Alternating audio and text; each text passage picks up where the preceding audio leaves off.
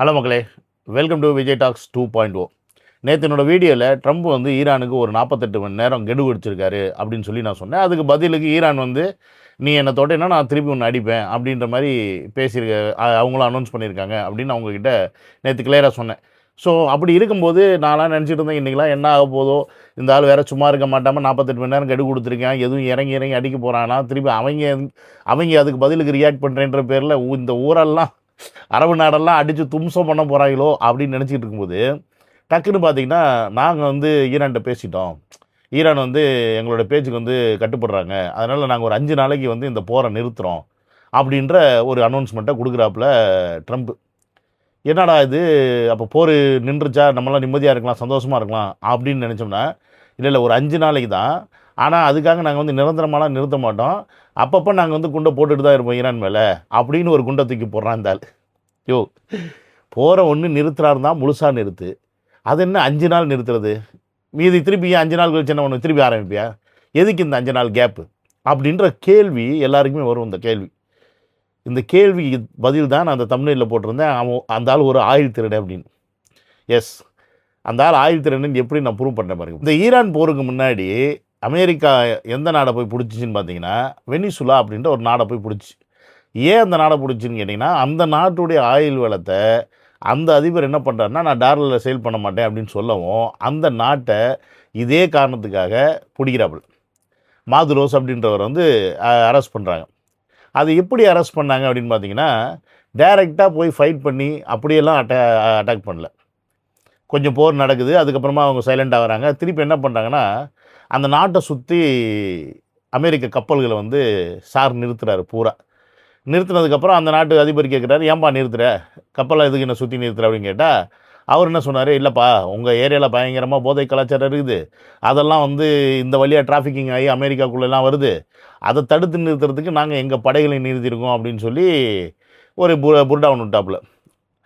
அப்புறம் பார்த்தீங்கன்னா திடுதிப்புன்னு அட்டாக் பண்ணி அந்த நாட்டை பிடிச்சிட்டாப்புல.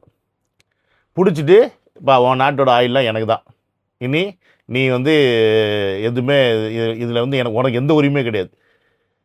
இப்போ இந்த நாட்டில் யாரெல்லாம் வந்து ஆயில் ஃபேக்ட்ரி எடுக்கிறீங்களோ பண்ணுறீங்களோ நீங்கள் வந்து பண்ணலாம்ப்பா பிஸ்னஸ்ஸு, நான் அமெரிக்கா வந்து லைசன்ஸ் நான் உங்களுக்கு கொடுத்துட்றேன் அப்படின்னு சொல்லி ரொம்ப கூலாக அந்த வாரம் முடிச்சிட்டாப்புல. நல்லா யோசிச்சு பாருங்க, இன்னொரு நாட்டோட ஒரு பொருளாக, இன்னொரு நாட்டுக்கு சொந்தமான ஒரு பொருளை அந்த நாட்டிலேருந்து நீ அடித்து பிடுங்குற, இதை பல நாடுகள் வந்து வேடிக்கை பார்த்துட்டு இருக்கு அப்படின்னா நம்மளாம் இப்போ எந்த உலகத்தில் வாழ்ந்துட்டு இருக்கோம் அப்படின்னு சொல்லி நீங்கள் யோசிக்கணும். இப்போ அமெரிக்கா சொன்ன இந்த 5 நாளைக்கு வந்து நாங்கள் வந்து போர் பண்ண மாட்டோம், அதுக்கு வந்து சீஸ்ஃபயர்னு சொல்லுவாங்க, 5 நாளைக்கு நாங்கள் ஈரான் அட்டாக் பண்ண மாட்டோம் அப்படின்னு அமெரிக்கா வந்து சொல்கிறதுக்கு இன்னொரு ரீசன் என்ன இருக்குது. ஏன்னு கேட்டிங்கன்னா, இப்போ ஆல்மோஸ்ட் ஒரு 2 வாரமாக இந்த ஆயிலோடைய பிரச்சனை மிகப்பெரிய பிரச்சனையாக இருக்குது. ஸ்ட்ரெய்ட் ஆஃப் ஹார்மஸில் இருந்து கப்பல்களில் வந்து போக முடியல. ஈரான் வந்து நான் கப்பலை தடுக்கலைன்னு தான் சொல்லுது. அதை மீறி நீ நான் சொல்கிற நீ டாலரில் ட்ரேட் பண்ணால் நான் உனக்கு கப்பலை விட மாட்டேன் அப்படின்ற ஒரு கண்டிஷன் தான் வச்சுருக்கே ஒழிய ஸ்ட்ரெய்ட் ஆஃப் ஹார்மஸை ஈரான் க்ளோஸ் பண்ணலை.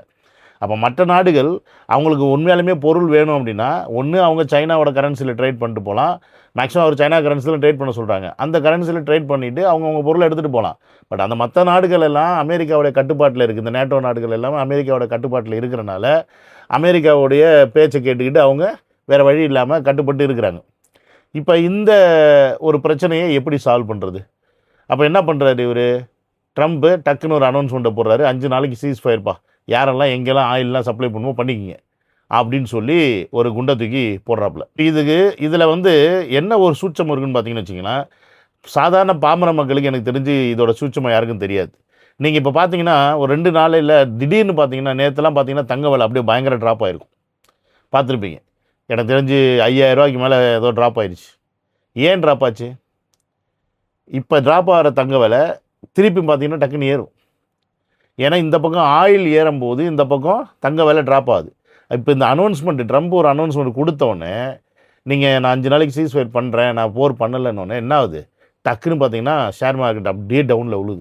ஆயிலெலாம் பார்த்தீங்கன்னா விலை கீழே போகுது. எல்லாமே $110 கிட்டே இருந்த க்ரூட் ஆயிலெலாம் பார்த்தீங்கன்னா $100 கீழே போகுது. ஸோ இந்த இடத்துல என்ன ஆகுன்னு பார்த்தீங்கன்னா, இவங்களுக்கு தேவையான ஆயில் எல்லாத்தையும் இப்போ என்ன பண்ணுவாங்க, செக்யூர் பண்ணிடுவாங்க. செக்யூர் பண்ணிவிட்டு திருப்பி 5 நாள் கழித்து சண்டை ஆரம்பிக்கும் போது அந்த நேரம் என்ன பண்ணுவாங்க, திருப்பி ஆயிலை விற்கிறதுக்கு முயற்சி பண்ணுவாங்க. ஆனால் விலை அதிகமாக விற்கிறதுக்கு முயற்சி பண்ணுவாங்க.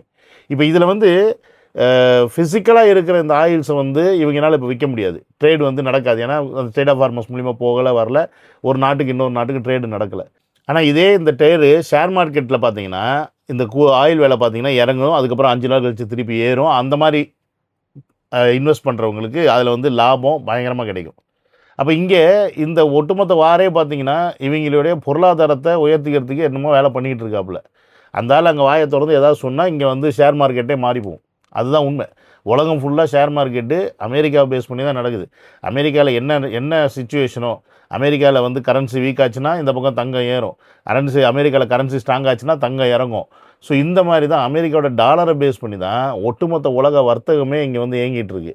அப்போ அந்த ஆள் ஏதாவது ஒரு வார்த்தை சொன்னார்னா அந்த வார்த்தை அப்படியே பயங்கர இம்பேக்ட் வந்து இந்த ஷேர் மார்க்கெட்டில் கொடுக்கும்.